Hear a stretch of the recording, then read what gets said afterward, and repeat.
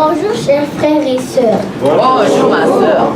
Je vous invite à ouvrir vos Bibles avec moi dans le livre de Marc,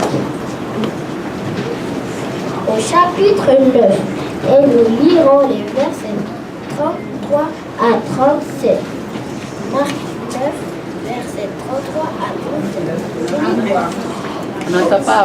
On change le micro. Il arrive à Capernaum. Lorsqu'il fut dans la maison, Jésus leur demanda: de quoi discutez-vous en chemin? Mais ils gardèrent le silence, car en chemin, ils avaient discuté entre eux pour savoir qui était le plus grand. Alors il s'assit, appela les 12 et leur dit: si quelqu'un veut être le premier, il sera le dernier de tout et le serviteur de tout. Et il prit un petit enfant, le plaça au milieu d'eux et l'ayant pris dans ses bras et leur dit: quiconque reçoit en mon nom un de ces petits enfants me reçoit moi-même. Et quiconque reçoit en mon nom un de ces petits enfants me reçoit moi-même. Et quiconque me reçoit, non, pas moi, mais celui qui m'a envoyé. Amen. Amen. Amen.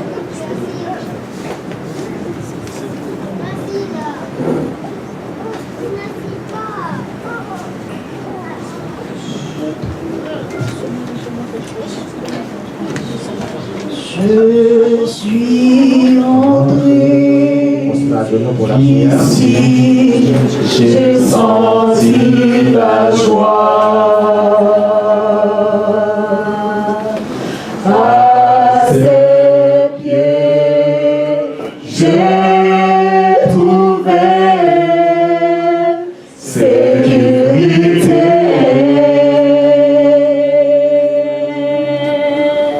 Si tu as un besoin, lève tes mains vers lui,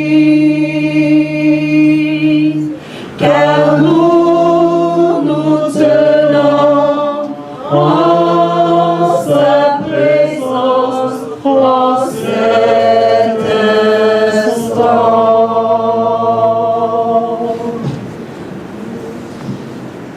Oui, Éternel, notre Dieu, notre Père, notre divin Sauveur, effectivement, nous nous tenons en ta présence ce matin pour t'adorer, pour t'offrir un culte qui t'est dû. Parce que nous sommes en ta présence ce matin, nous ne pouvons rien, absolument rien te cacher, car tu vois dans les lieux les plus secrets. L'avantage que nous avons ce matin, c'est que quel que soit notre état, quelle que soit la réalité de notre vie, il suffit que nous te disons les choses telles qu'elles sont. Il suffit que nous nous livrons à toi tout entier. Et encore, je le dis, quelle que soit la profondeur dans laquelle nous nous sommes tombés, tu es prêt à nous relever. Éternel, merci. Merci de nous donner ce matin, de t'offrir ce culte. Merci de nous accepter devant toi tel que nous sommes. Et ce que nous avons compris, c'est qu'aujourd'hui encore, à l'instar des disciples, nous pensons, nous croyons que nous sommes capables de cacher des choses. Mais tandis que l'Éternel, rien, absolument rien que nous pouvons te cacher.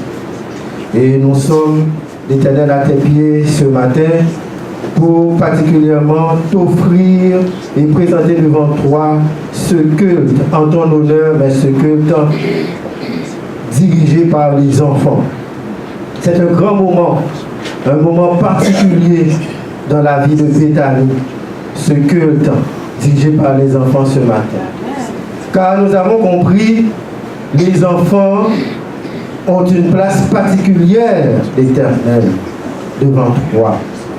Et tu as même dit, ceux qui doivent venir à toi n'ont pas le choix de ressembler à ses enfants. Et c'est comme Nicodème, ressembler à ses enfants ne veut dire pas qu'on va retourner dans le sein de nos mères pour devenir petits, mais ressembler à ses enfants, c'est tout simplement l'Éternel te dire tout. Être capable de tout livrer, être capable d'être obéissant, être capable de bons serviteurs et de bonnes servantes, Éternel notre Dieu.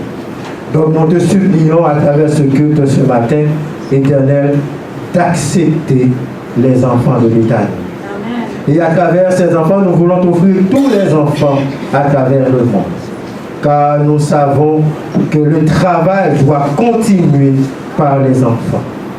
Et ce travail que nous sommes en train de faire ce matin, c'est comme le travail que Jésus faisait avec les disciples. Il avait pris le temps de les préparer jour après jour pour qu'une fois partis, pour que les disciples soient en mesure de prendre la relève. Et aujourd'hui, l'Éternel, tu nous places au milieu de ton Église. Mais demain, ça va être 16 enfants. Donc nous sommes en train de les préparer pour qu'ils soient en mesure, l'Éternel, de prendre la relève, de continuer l'œuvre pour le salut des âmes. Donc nous te supplions, ô Dieu de ta grâce infinie, dans ta miséricorde, non seulement d'accepter les enfants, mais de les accompagner au jour le jour dans leur vie. Et nous voulons aussi ce matin te présenter toute l'assemblée devant toi et chacun de tes enfants. Tandis que tu es au milieu de nous, profite l'Éternel pour sonder le cœur de chacun d'entre nous et de nous permettre de ressembler aux enfants afin que nous soyons agréables à tes yeux. Celle que tu as choisie pour nous parler ce matin, l'Éternel, je la présente devant toi. Permets que ce message qu'elle a pour nous ce matin puisse nous parvenir sans aucune modification, sans aucune altération. Et afin, une fois écouter ce message, pour que chacun d'entre nous soit édifié à ça. Père, que tu puisses nous bénir de toute forme de bénédiction, que tu pardonnes tous nos péchés et nos iniquités. Accepte-nous devant toi. C'est au nom de Jésus que nous te prions. Amen. Nous tenons en sa présence. Et je sais qu'il y a des anges tout autour.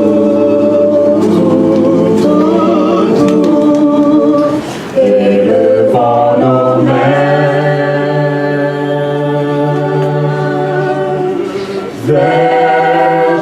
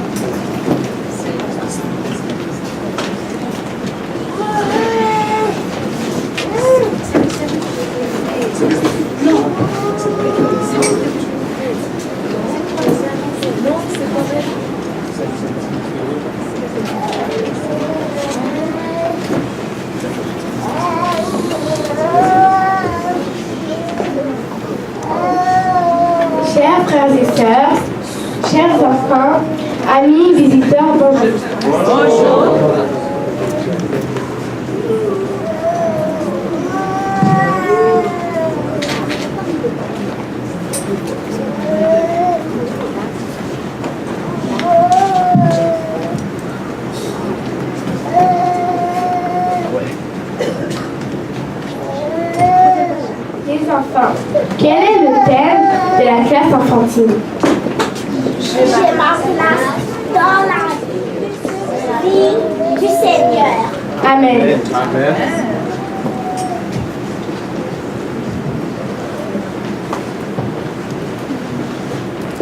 Aujourd'hui, je vais vous interpréter le psaume 23.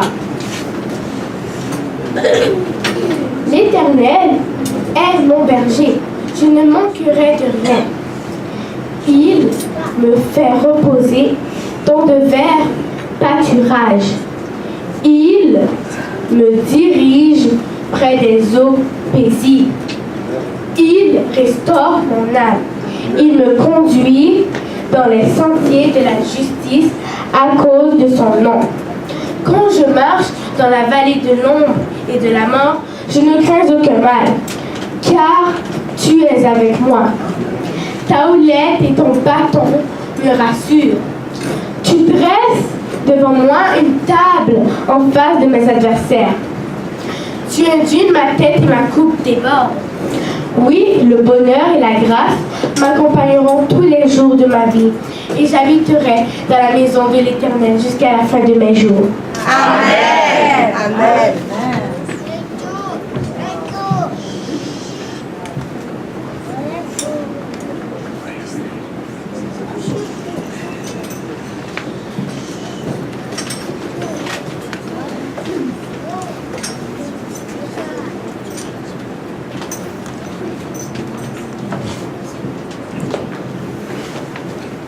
Chers frères et sœurs, amis visiteurs, bonjour et bon sabbat. Service de fidélité. Faisons un voyage imaginaire. Pensez à ce que pourrait être les cieux et la nouvelle terre. Quel est le premier personnage de la Bible que vous aimeriez rencontrer? Bien sûr, tout le monde voudra parler à Jésus face à face. Quelle est la première question que vous lui poserez lorsque vous serez assis à ses pieds?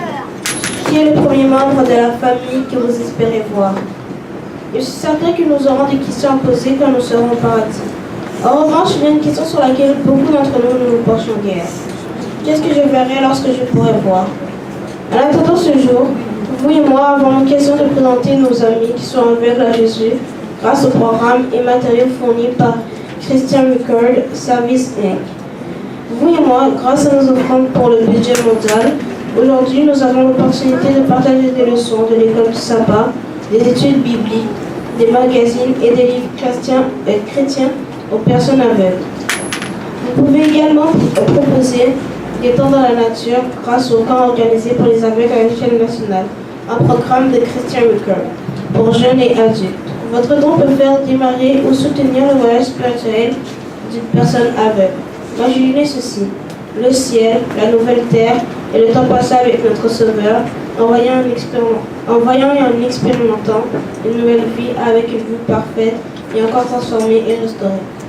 Quel jour merveilleux! Merci pour vos dons qui plantent dans le cœur des aveugles des graines pour le royaume. Amen. Amen.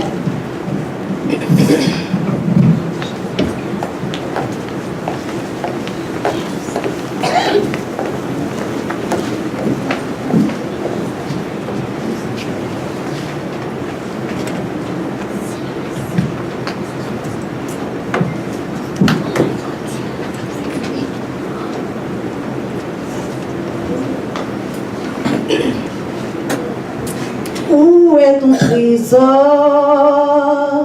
Là sera ton cœur, tu peux te tromper de placement. Ton avenir compte tout autant.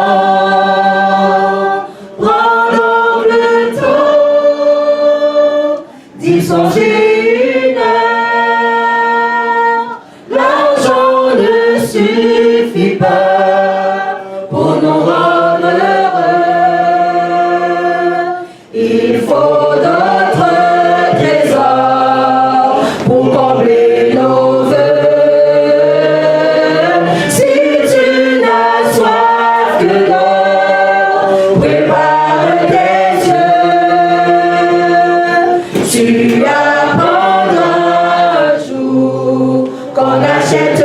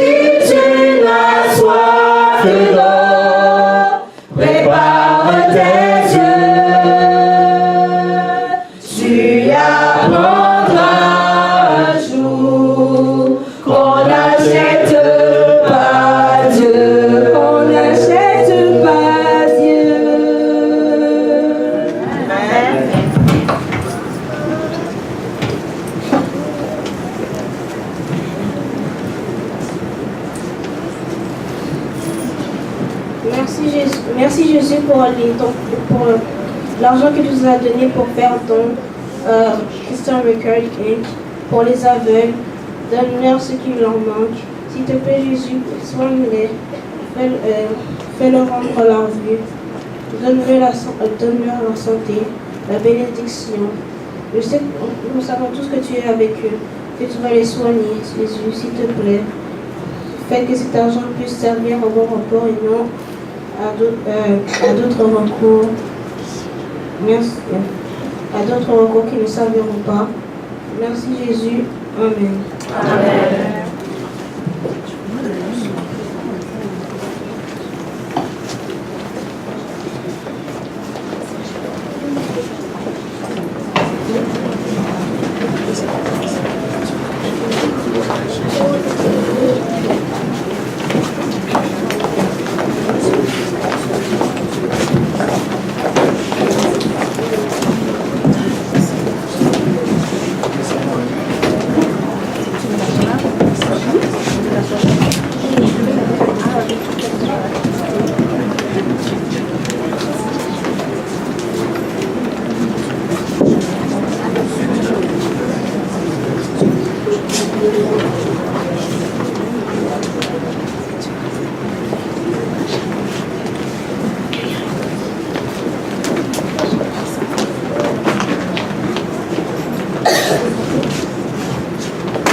Le monde est triste, plus rien ne va. Partout il y a des bruits de combat. Oh, je voudrais bien la retrouver. La paix. Shalom. Shalom, Shalom. Quand viendra la paix sur tous les hommes. Shalom, Shalom. Shalom. Nous la voulons cette paix. Shalom. Que sera demain pour tous ces enfants qui se retrouvent sans papa ni maman? Oh, comme je voudrais qu'ils connaissent la paix. Shalom. Shalom. Shalom. Quand viendra la paix sur tous les hommes. Shalom, Shalom. Shalom. Nous la voulons cette paix. Shalom. bien des gens ont faim, ils n'ont plus rien. On a enlevé tout ce qu'ils avaient. Les enfants qui meurent, les parents qui pleurent. J'en ai assez. Shalom. Shalom. Shalom. Quand viendra la paix sur tous les hommes. Shalom. Shalom. Shalom. Nous la voulons cette paix. Shalom. Si tout le monde pouvait s'aimer, si chacun voulait se donner la main, alors on pourrait vivre enfin en paix, shalom. Shalom. Shalom. Quand viendra la paix sur tous les hommes. Shalom. Shalom. Shalom. Nous la voulons cette paix. Shalom. Shalom. Shalom. Quand viendra la paix sur tous les hommes.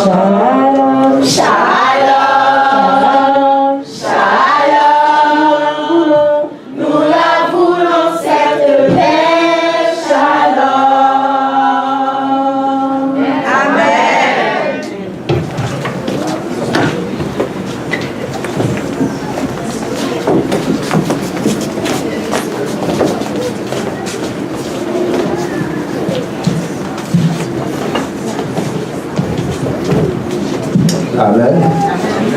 Nous disons merci à la classe enfantine. Et nous sommes sûrs et certains que l'Éternel, ce matin, a entendu leur cri. Et cette paix, nous l'avons déjà. Amen. Parce que c'est Jésus qui a dit, laissez venir à moi les petits enfants, car le royaume des cieux est pour ceux qui les ressemblent. Donc cela signifie que Dieu est attentif aux voix des enfants, à la voix des enfants, si vous voulez. Donc c'est sûr et certain que la paix est sur Brittany ce matin. Nous sommes en train de vivre un grand moment ce matin. Ce moment où les enfants sont à l'honneur. Donc nous pouvons le redire, le répéter encore. Les enfants occupent une place de choix devant Dieu. Dieu aime les enfants. Chers amis, frères et sœurs, si vous voulez véritablement aller au ciel, vous devez ressembler à ces enfants-là. Amen. Nous n'avons pas le choix. Pour nous parler ce matin, nous avons avec nous une personne spéciale, particulière, puisqu'il s'agit de la responsable du ministère des enfants au niveau de la fédération. Ce matin, en arrivant ici, quand j'ai approché notre bien-aimée sœur Elsie Colli, pour lui dire, j'aimerais vous présenter à l'Assemblée. De me répondre, elle m'a dit, j'aime pas qu'on parle de moi, j'aime pas dire des choses. Donc, je préfère que Dieu parle de moi. Tout ce que je veux tout simplement, c'est que Dieu me permet de rester comme un enfant afin que je puisse accéder au ciel. Et je pense aussi, il n'y a pas une meilleure personne qui peut parler d'elle-même que cette personne elle-même. Donc pour ce faire, je vais vous laisser avec notre bien-aimée sœur Elsie Colli qui va nous parler ce matin. Bonne audition. Amen.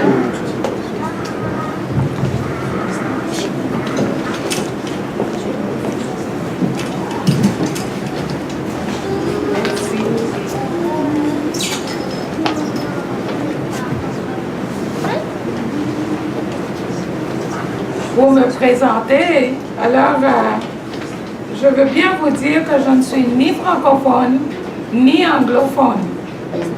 Les deux langues là j'essaie. Alors il faut me pardonner si je fais des erreurs. Ok? Je viens des îles Seychelles et chez nous on parle le créole. Alors, mais ce n'est pas le même avec les Haïtiens. Et voilà, j'essaye de me faire comprendre partout où je suis, partout. Dieu m'a béni pour aller voyager un petit peu partout dans le monde.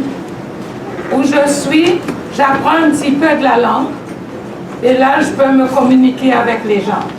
Alors, pardonnez-moi si je fais des erreurs.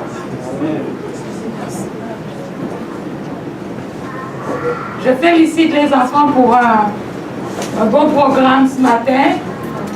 Le ministère des enfants travaille beaucoup, je vois. On aurait dû m'appeler pour me dire de mettre aussi vert. On m'a pas appelé alors. On prétend que les rouges sont verts.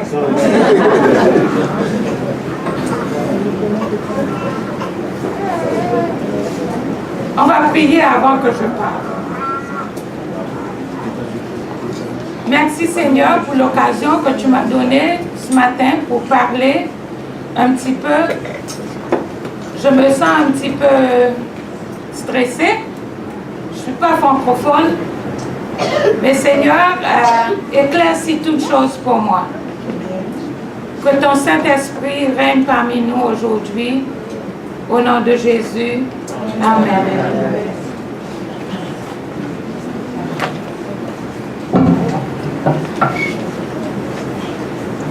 Vous me permettez d'enlever un petit peu les papiers.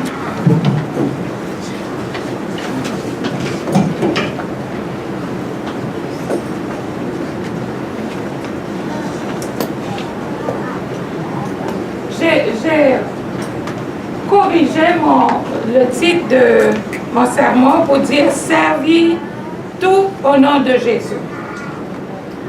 Parce que dans le passage biblique, Jésus a dit il faut être le serviteur de tous. Alors, inclus, les enfants sont inclus dans le tout. Des enfants qui souffrent et qui sont dans le besoin partout dans le monde, même ça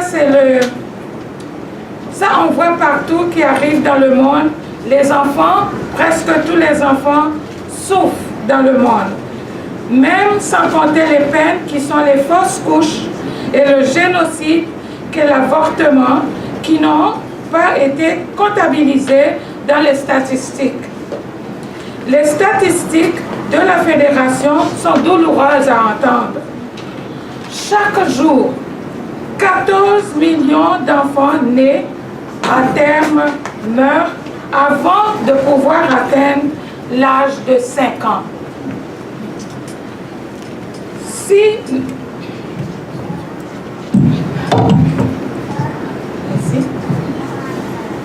Si nous pouvions mettre un visage sur chacun de ces enfants et entendre leur soupir étouffé, leur cri, leur dernier souffle, quel océan de deuil remplirait le monde. À chaque fois, je m'émerveille face à la profondeur et la complexité émotionnelle de Dieu, qui peut à la fois être empathique envers le deuil de millions de parents et se réjouir avec ceux qui se réjouissent en lui. Nous allons parler un peu de ce qui se passe dans le monde aujourd'hui. Sur 14 millions d'enfants, 10 millions décèdent principalement de l'une ou l'autre de ces 5 conditions. Quelques 5 millions meurent de la diarrhée, 3 millions de la rougeole, du tétanos et de la coqueluche, et 2 millions suite à une infection respiratoire comme la pneumonie. La plupart de ces enfants pourraient être sauvés par une soluté de réhydration orale pour la diarrhée, un vaccin de $5 pour la rougeole, le tétanos et la coqueluche, et un antibiotique de 50 sous pour les problèmes respiratoires.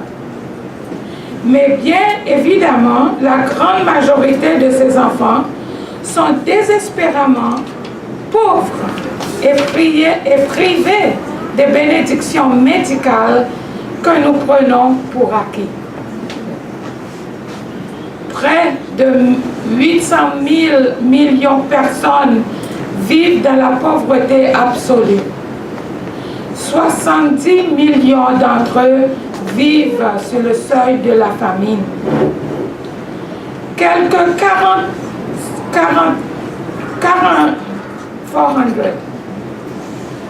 400 millions consomment moins que ne recommande une diète minimale critique.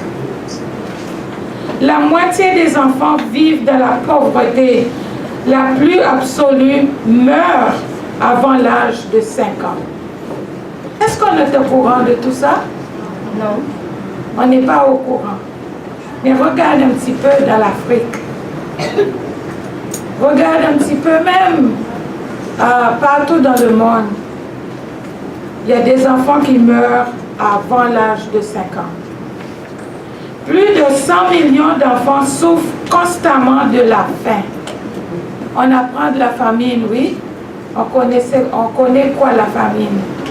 Mais il y a beaucoup des enfants en Afrique qui souffrent pendant la famine. Et ça passe pendant toute l'année. J'ai eu la chance de visiter l'Afrique. J'ai vécu en Afrique pour 4 ans. Et j'ai vu tout ça avec mes propres yeux. Les enfants souffrent tous les jours. Tous les jours, ils mangent parfois Je vais laisser un petit peu mon note là. Marche parfois pour ramasser ce que les gens ont quitté par terre pour manger, pour avoir de la nourriture. Et parfois, je me sens en colère quand je vois on jette la nourriture dans la poubelle pendant que les autres enfants ont faim. Il faut apprendre à nos enfants d'apprécier la nourriture qu'on leur donne et de ne pas manger beaucoup et pour aller malade à l'estomac et pour jeter dans la poubelle. Ça, je me sens un petit peu mal à l'aise quand je vois tout ça parce que j'ai vu en Afrique, en Inde, comment est-ce que ça passe. Les gens, les enfants meurent en chemin, manque de nourriture. Quand on va à l'aéroport de l'Inde, on voit les enfants sans une place pour dormir, ils dorment dans l'aéroport, à côté du toilette. Les enfants, vous êtes chanceux ici. On est bien. On a un lit pour dormir. On a de la nourriture que maman et papa travaillent pour nous donner. Il faut être toujours, il faut être reconnaissant à Dieu pour nos parents, qui travaillent beaucoup pour nous donner de la nourriture. Parfois, on fait des plaintes, mais ça ne vaut pas la peine quand on regarde les autres enfants. OK? Plus de 100 millions d'enfants souffrent constamment de la faim. Notez qu'à peu près 195 millions de ces démunis se disent chrétiens. Même si Jésus n'avait pas dit des choses aussi frappantes que ce que nous lisons dans le texte de méditation d'aujourd'hui, les enfants devraient être un sujet nous tenant à cœur, car 30% des 6,5 milliards d'individus sur Terre ont moins de 15 ans. Il y a au moins 90 pays où plus de 40% de la population a moins de 15 ans. De plus en plus, ces enfants ne sont pas seulement victimes de malnutrition, de maladies et de famine, ils souffrent aussi de violence. Voici une citation tirée d'une lettre du président de Vision Mondiale qui illustre tragiquement ce que je veux dire. Un de nos enfants parrainés, un jeune Palestinien de 14 ans, résidant sur la rive occidentale, a été attrapé par 16 soldats israéliens alors qu'il écrivait un graffiti sur un mur. Les soldats le placèrent contre le mur et l'un lui tira 4 fois dans l'œil. Gisant sur le sol, encore en vie, il fut sauvagement battu pendant presque 1 heure. Pendant ce temps, on l'obligea à s'insérer le doigt dans ses blessures pour couvrir le graffiti de son propre sang. Ils l'ont ensuite lié, puis traîné à travers les rues du village et finalement a jeté à l'arrière d'un jeep et le largué sans manière dans un hôpital des environs. Miraculeusement, il a survécu. C'est tragique, mais ça arrive souvent. Mais ce genre d'incident n'est pas inhabituel. Ce drame a été observé dans sa totalité par des Américains. Regarde-moi les Américains, ils regardaient, mais ils ne font rien. Avec notre petit téléphone, on prend des visages, on prend des photos et on ne fait rien. Malgré tout, moi je pense que même ça, il y a des adventistes, des chrétiens qui sont parmi les gens qui disent battre-le. J'ai vu, c'est pourquoi je parle aujourd'hui. Parfois, je me sens émotionnée quand je pense à tout ça. Il y a depuis été le drame qui est arrivé avec le petit garçon était publié dans des journaux occidentaux. Le but ici n'est pas de critiquer les autres nations ou de dire que ces atrocités n'arrivent qu'aux enfants de régions touchées par la guerre. L'Amérique est l'un des pays le plus violents contre ses propres enfants. Est-ce que vous me croyez? Tous les jours, il y a des meurtres en Amérique, chez nous, partout. Non seulement tuons-nous chaque année 1,2 million d'enfants à naître, mais 22% des enfants en Amérique vivent dans la pauvreté. Chez les moins de 18 ans, une fille sur 4 a été agressée. Sexuellement, elle a été agressée sexuellement par un de ses proches. Mes chers amis, je vous dis de faire attention. Même dans nos églises, ça arrive. Si vous avez des petites plages cachées partout là, faites attention à vos enfants.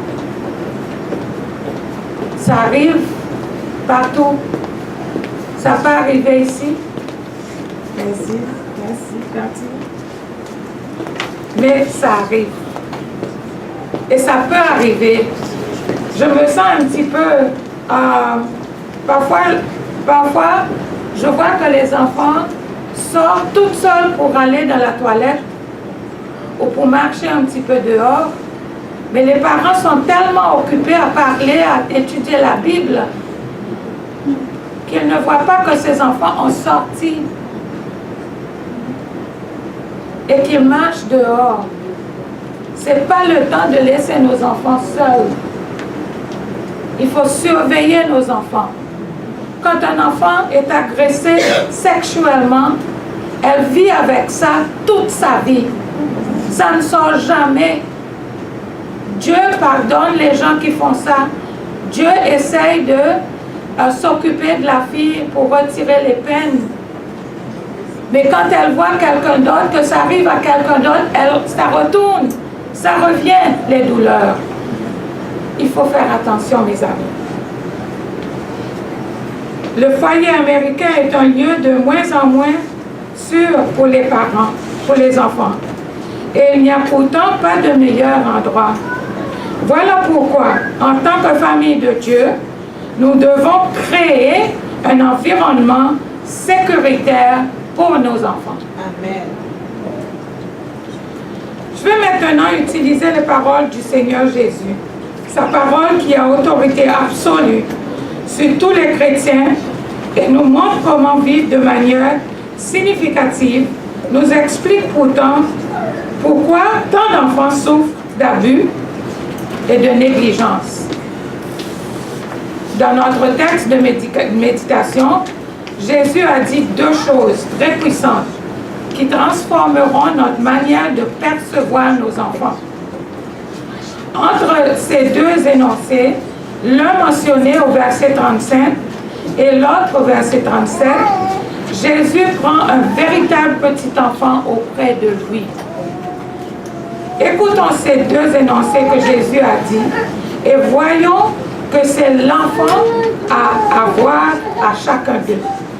Mais avant tous d'aller là-bas, je veux vous demander, quand vous voyez un enfant rentrer dans l'église, qu'est-ce que vous faites? Est-ce que vous avez l'habitude d'accueillir l'enfant? Ou est-ce qu'on regarde l'enfant et on dit, arrange-toi avant de rentrer là. Va là-bas, arrange-toi. Est-ce que c'est comme ça qu'on fait? Parfois c'est oui. J'ai vu, j'ai entendu, dans notre église, partout. Je me voyage, moi. J'ai vu. Et surtout dans mon église, il y a une dame que j'ai dû parler à dire, et je lui ai dit, écoute madame, il ne faut pas faire ça aux enfants. Attrape l'enfant, dis bonjour, je t'aime, Jésus t'aime aussi. Et puis peut-être que tu pourras dire aux parents, arrange l'enfant là, met bien la chemise dans le pantalon. Mais avant qu'on dise bonjour, avant qu'on accueille l'enfant, c'est toujours va faire tes cheveux, va faire ta chemise, va t'arranger avant de rentrer dans l'église.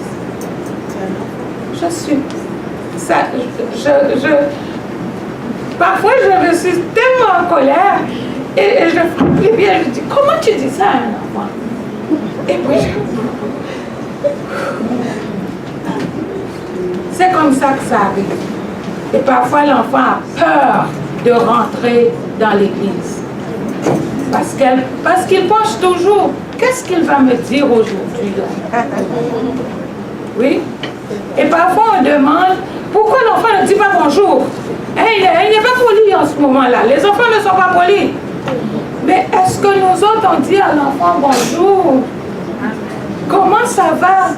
Comment ça a été la semaine? Est-ce qu'on dit ça? Est-ce qu'on le fait? On manque parfois, on manque beaucoup. La première chose que Jésus a dit a été en réponse au fait que ses disciples se demandaient lequel parmi eux était le plus grand. Le verset 34, mais ils gardaient le silence car en chemin, ils avaient discuté entre eux pour savoir qui était le plus grand. À ceci, Jésus répondit premièrement. Alors il s'assit, appela les 12 et leur dit, si quelqu'un veut être le premier, il sera le dernier de tout et le serviteur de tous. Voilà. Ce que Jésus fait ici est très profond.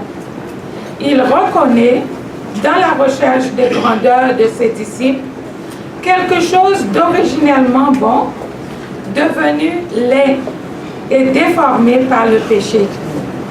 Au lieu de condamner entièrement, Jésus décrit un cheminement par lequel cette poursuite perverse de la grandeur serait radicalement transformée en quelque chose de magnifique. Jésus ne critique jamais quelqu'un à la recherche de la véritable grandeur ou d'un véritable sens profond.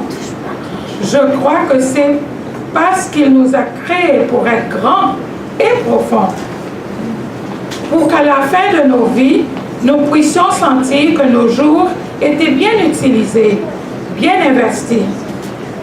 Mais ce désir de grandeur qui nous a été donné par Dieu a été corrompu de deux manières. Il a été corrompu en devenant non un désir d'être grand, mais d'être reconnu par le monde comme grand. Est-ce que ça arrive? Il a été corrompu en devenant non un désir d'être grand, mais un désir d'être plus grand que quelqu'un d'autre. En d'autres mots, la joie provenant de la véritable grandeur a été pervertie par le péché et ce plaisir charnel que nous pécheurs ressentons lorsque les autres nous complimentent et que nous pensons être meilleurs que les autres. Jésus dénote cela chez ses disciples. Et au lieu de condamner cette perversion en totalité, il décrit un cheminement par lequel cette poursuite perverse de la grandeur sera radicalement transformée en quelque chose de magnifique. Il dit que la véritable grandeur, ce n'est pas vouloir d'être premier, alors que les autres sont deuxième, troisième et quatrième. La véritable grandeur, c'est être disposé à être le dernier. La véritable grandeur, ce n'est pas de s'arranger pour recevoir la louange des autres, mais c'est se mettre en service pour tout le monde. C'est être une bénédiction pour le plus de personnes possible. Donc Jésus ne condamne pas la quête de grandeur. Il la transforme radicalement. Allez-y, poursuivez-la, dit-il. Mais c'est un chemin qui rabaisse et non qui élève. Prenez le pasteur par exemple.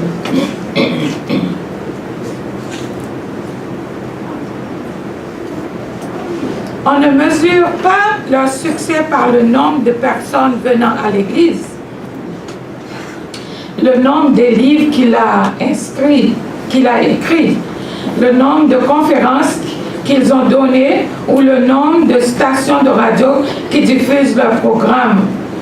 La mesure de la véritable grandeur est de savoir à quel point leur désir d'exaltation de soi a-t-il été crucifié. Combien de démonstrations du désir sincère de servir les autres ont été faites? À quel point sont-ils prêts et disposés à s'abaisser pour que les autres soient élevés? Faites attention à la manière dont vous mesurez la grandeur des serviteurs du Seigneur. Paul dit, c'est pourquoi ne jugez de rien avant le temps, jusqu'à ce que vienne le Seigneur qui mettra en lumière ce qui est caché dans les ténèbres et qui manifestera les desseins des cœurs. Alors chacun recevra de Dieu la louange qui lui sera due. 1 Corinthiens, chapitre 4, verset 5. Les enfants font partie de ceux que nous sommes appelés à servir. Est-ce qu'on appelle les enfants quand on ne les voit pas à l'église? Est-ce qu'on dit aux enfants, hein, tu m'as manqué là, la semaine passée? Pourquoi tu n'étais pas là? Ça montre aux enfants qu'on les aime, qu'on apprécie, qu'on les apprécie.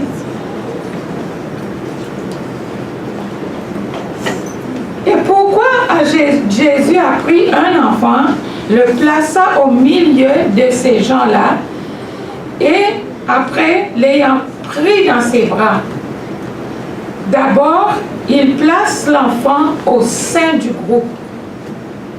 Il faut qu'on sache et comprenne ça. Puis, il le prend dans ses bras. Pourquoi a-t-il fait cela? Qu'est-ce que ce geste a à voir avec l'enseignement de la véritable grandeur que Jésus vient de donner au 12 au verset 35?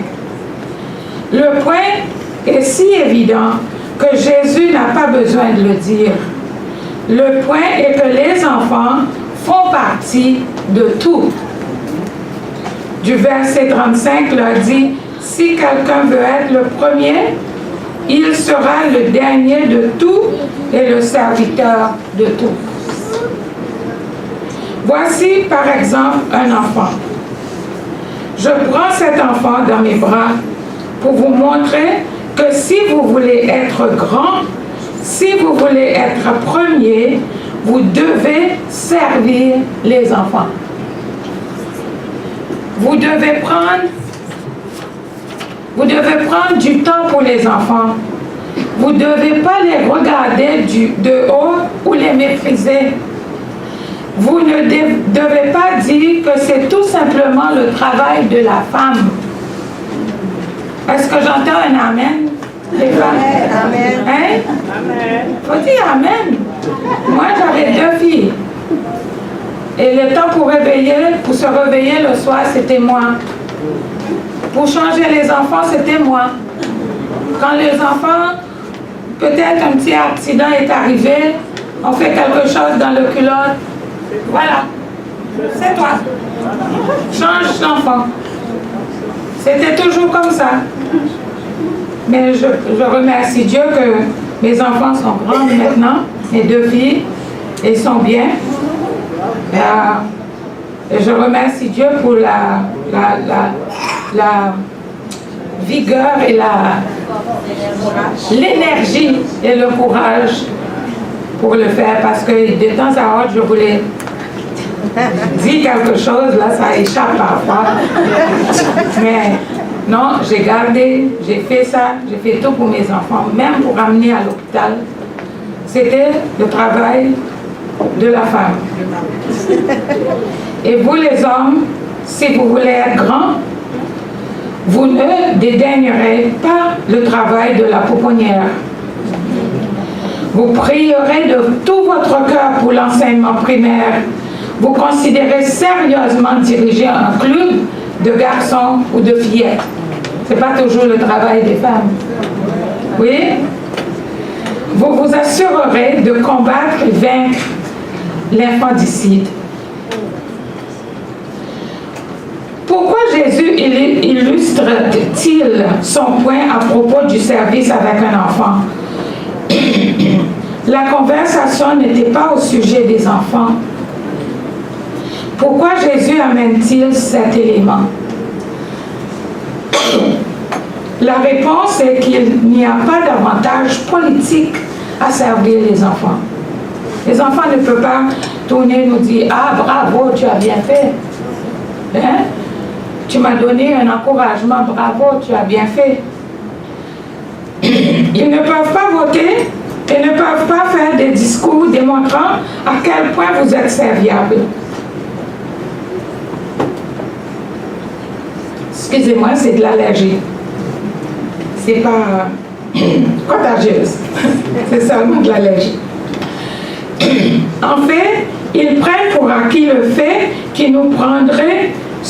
Ils pensent toujours que nous autres, les adultes, on prendra soin des enfants.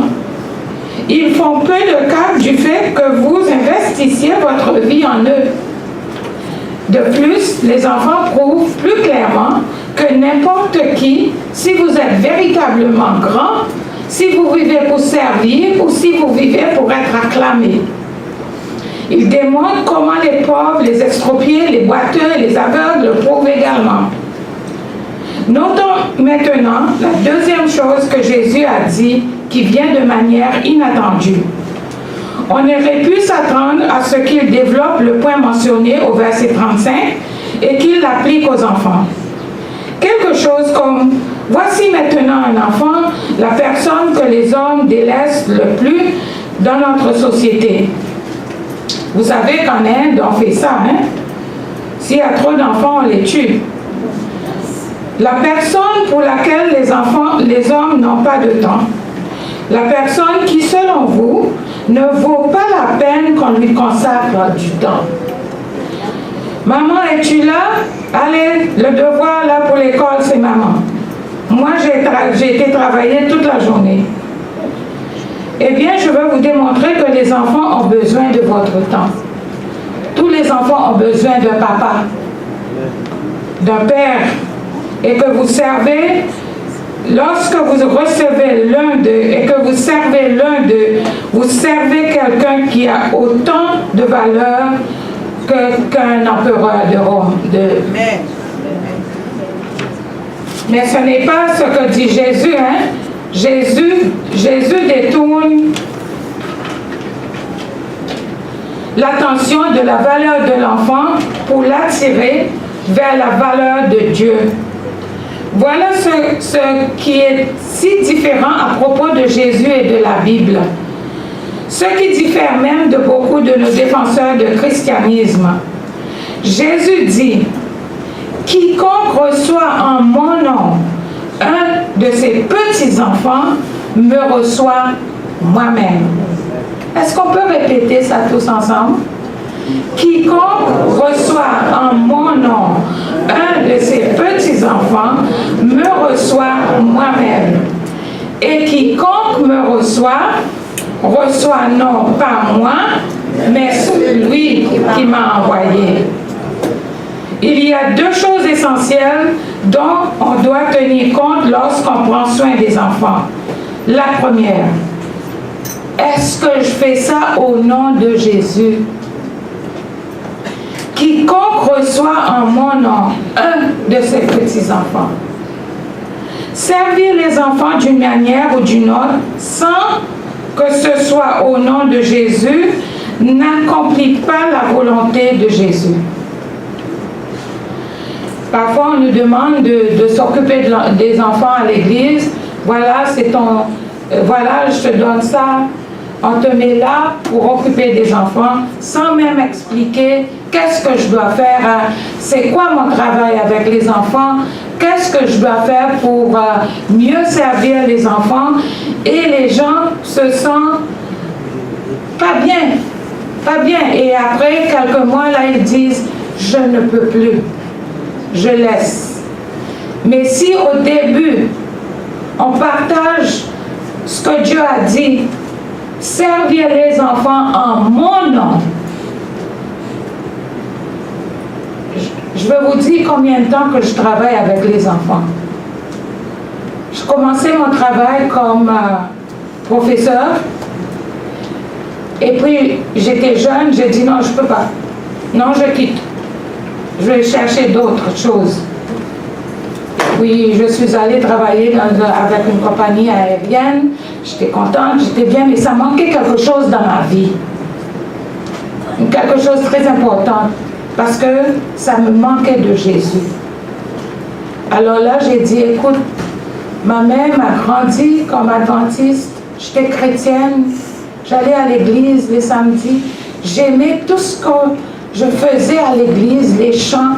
Quand on a chanté les chants pour les petits, là, ça me portait tout droit à la maison, chez nous, à l'église, chez nous. Alors, on ne perd jamais ce qu'on a appris comme enfant à l'église. Alors, j'ai dit à Dieu, je dois retourner. Et puis, ça fait 40 ans que je travaille avec les enfants. Amen. J'ai visité mon pays après 22 ans que je n'ai pas été chez nous. Le premier samedi, j'ai allé à mon église. C'est une petite église, mais c'est bien arrangé maintenant, bien décoré, j'étais bien. Je me sentais tellement émotionnelle. Je commençais à pleurer. Mais puis j'ai dit, mon mari a dit, écoute Elsie, là, tu ne vas pas t'amuser dans ton église, tu pleures trop là. Alors j'ai dû arrêter de pleurer. Et puis j'ai vu les enfants que j'ai quittés comme ça. C'était dans ma classe, les enfants, et qui sont arrivés maintenant à être les moniteurs de l'école du sabbat. J'ai pleuré encore. Et puis il y a quelqu'un, quand je quittais l'église, avant de quitter l'église, la mère a couru et elle m'a dit, est-ce que tu as reconnu quelqu'un? J'ai dit, qui? Tout le monde sont grandis maintenant. Il dit, regarde là-bas, tu vas voir son nom, Gabriel. Alors j'ai regardé, j'ai dit, ça c'est Gabriel? Oui, mais je ne comprends pas, ça fait longtemps. Elle m'a dit, c'était Gabriel qui venait s'asseoir auprès de toi tous les samedis. Elle n'a jamais oublié, Gabriel n'a jamais oublié. Alors, il y a une récompense qu'on reçoit de Dieu quand on fait le travail avec les enfants dans le nom de Jésus. Amen. Pas pour avoir des qualifications, c'est ça. C'est que on voit que les enfants qu'on a essayé de parler de Jésus, maintenant, ils ont leur propre enfant, ils sont à l'église, dans l'explorateur et tout ça. Alors j'ai dit, merci Seigneur pour tout ce que tu as fait pour moi. Servir les enfants d'une manière ou d'une autre sans que ce soit au nom de Jésus n'accomplit pas la volonté de Jésus. Merci Isabelle. Le deuxième point essentiel lorsqu'on prend soin des enfants est qu'il faut le faire avec le désir de vivre une expérience plus profonde avec Jésus et avec celui qui l'a envoyé. Dieu le Père nous dit, quiconque reçoit un enfant en mon nom, un de ces petits-enfants me reçoit moi-même. Et quiconque me reçoit non pas moi, mais celui qui m'a envoyé. Pourquoi dit-il cela? Pourquoi attire-t-il l'attention de tous sur Dieu et l'importance de le recevoir davantage? Est-ce qu'il nous arrive de vouloir dire à Jésus, écoute là, relax? Est-ce que tout est obligé d'être si théologique? La réponse est oui. Pour Jésus, tout ce qui n'est pas lié à Dieu est profondément perverti. Ça, c'est pour Dieu, pour Jésus. Et si quelqu'un demande, qu'en est-il des enfants? Ne devons-nous pas les servir parce que ce sont des enfants?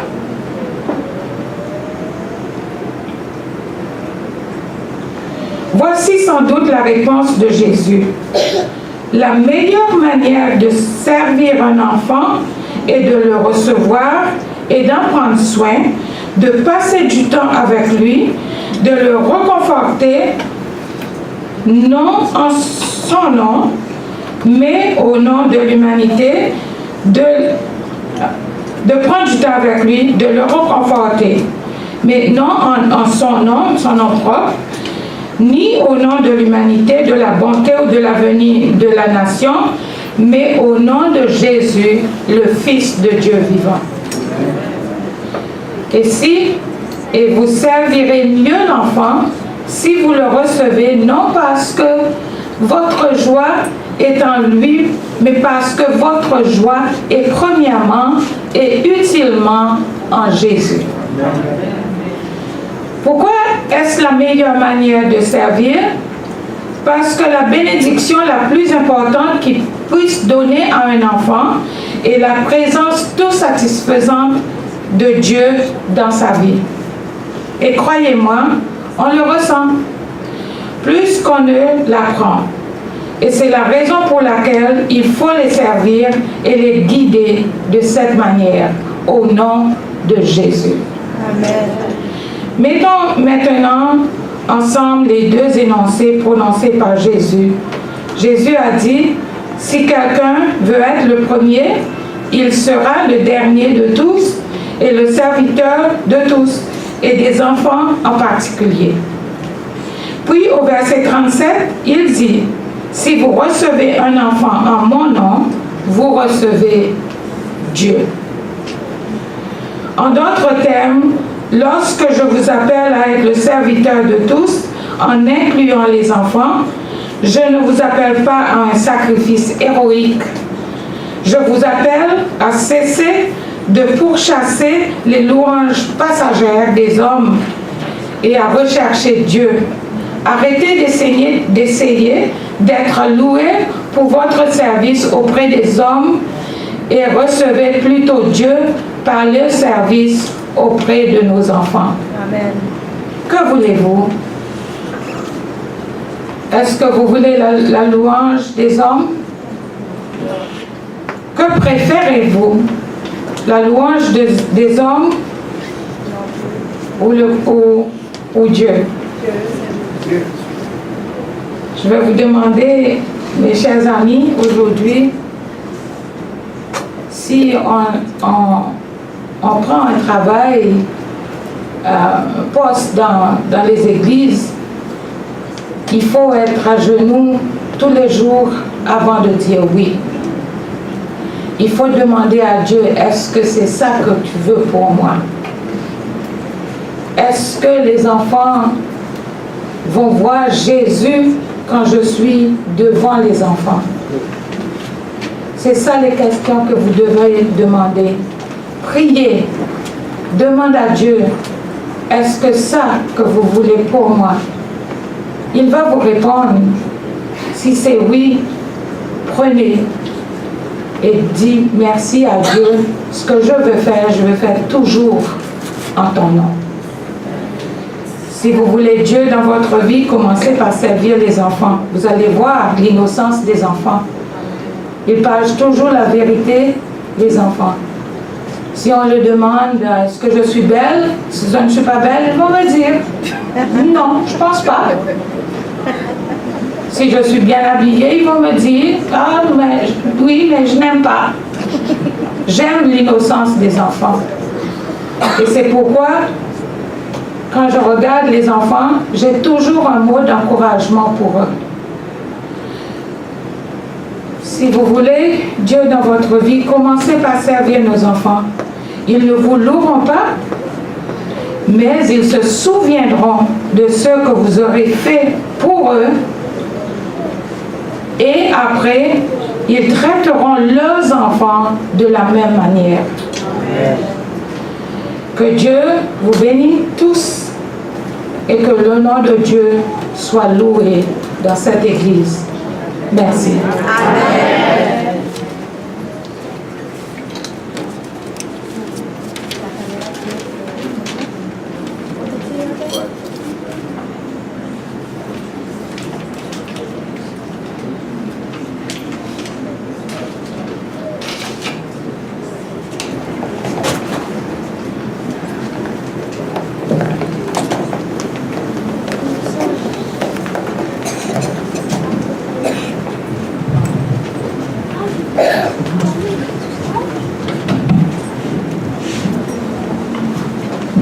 Chantons ensemble le numéro 97. Chantons debout.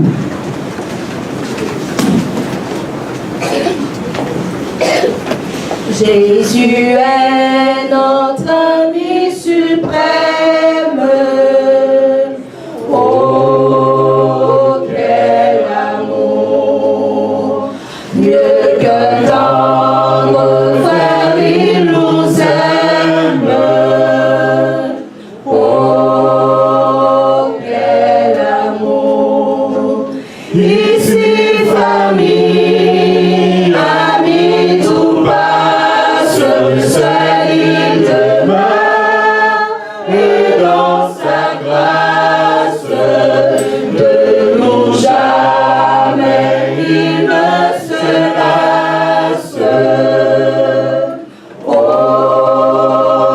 quel amour! Il est notre vie éternelle. Oh, quel amour! Célébrons son œuvre immortelle. Oh, quel amour! Cherchons sa brebis égarée dans le désert, il l'a trouvée. Au bercail, il l'a ramenée. Oh, quel amour! Il s'est offert en sacrifice. Oh, quel amour! Nous bénirait tout son délice. Oh, quel amour! Qu'à sa voix notre âme attentive, toujours en paix, jamais craintive, près de lui se repose et vive. Oh, quel amour! Seigneur Jésus, fais-nous comprendre tout ton amour. Dans nos cœurs, auquel répandre tout ton amour. Que cet amour soit notre vie, qu'à jamais notre âme ravie, savoureux de joie infinie. En ton amour.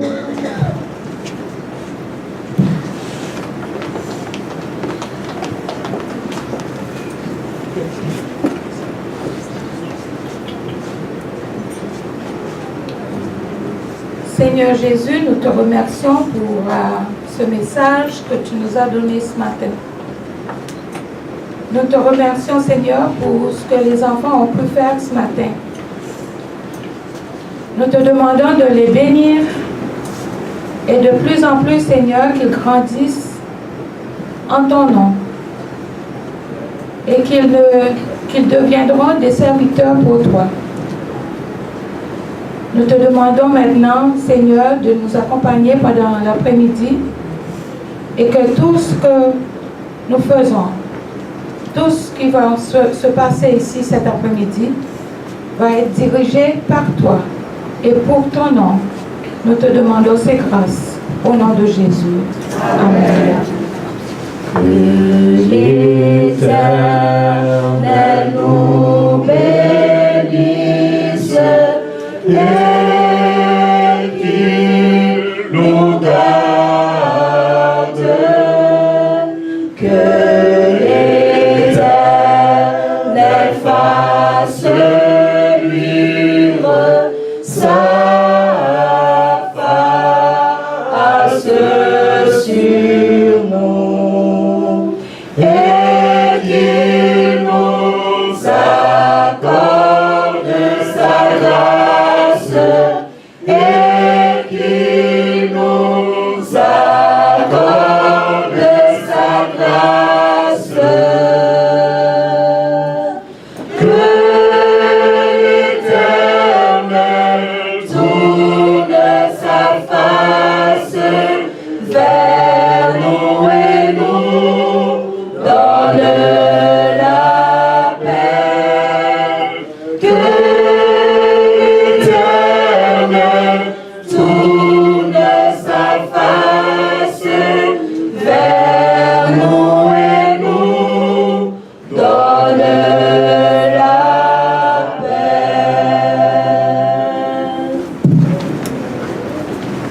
Une fois encore, nous remercions le ciel parce qu'il nous a donné d'organiser ce programme en l'honneur des enfants. Et de même coup, au nom du ministère des enfants et de la direction de l'Église, nous remercions notre bien-aimée sœur Elsie qui s'est utilisée par le ciel ce matin pour nous apporter ces précieux conseils. Merci, ma sœur. Et pour vous dire, l'Église, ça ce n'est qu'une partie, c'est la première partie, mais il reste, comme c'est l'a annoncé, la deuxième partie qui va être encore plus intéressante cet après-midi. Donc oui, il y aura un dîner, et comme la question a été posée par Sœur Béatrice. Mais juste pour vous dire que la deuxième partie, ça va être fait à travers un très beau sujet qui va être traité. C'est la sexualité et le développement des enfants. Donc c'est extrêmement important. Donc nous encourageons tous les parents qui sont là donc d'être présents cet après-midi accompagnés de leurs enfants. Et puis tout se fait comme Sœur Béatrice nous a interviewé là-dessus, il y a un dîner. Donc comme vous êtes là, après le chant final, vous dirigez à l'arrière donc pour prendre le repas et on vous attend tous à 1h30 dans l'église pour le sujet qui va être traité par notre bénie sœur Isabelle, accompagnée de sœur S. Merci. Bon sabbat à tous. Pour triompher dans les combats, quelle est notre force ici-bas, quelle est la divine lumière qui nous dirige et nous éclaire dans la nuit sombre de l'erreur. C'est la parole du Seigneur. Quel est le glaive de tranchant dans les coups sont assez puissants pour percer toutes les armures et faire de cette blessure